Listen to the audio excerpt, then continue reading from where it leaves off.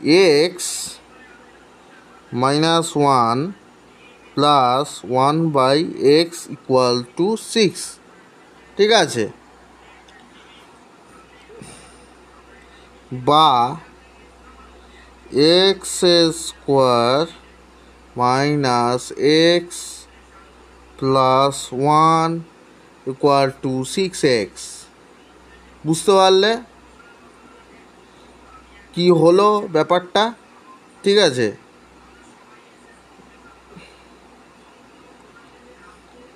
বা x square minus x minus six x plus one equals to zero.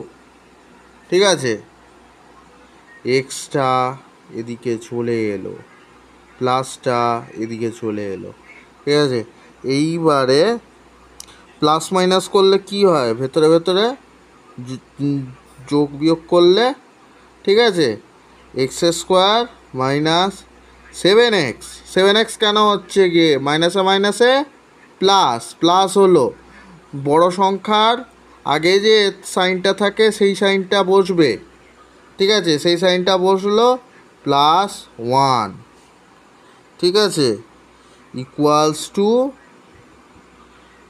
Two zero.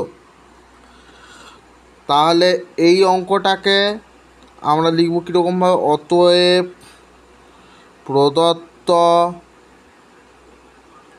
প্রদত্ত সমীকরণটিকে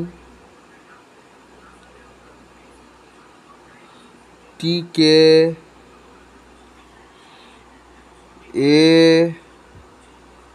x plus x square plus b x plus c আকারে প্রকাশ করা গেল। ঠিক আছে।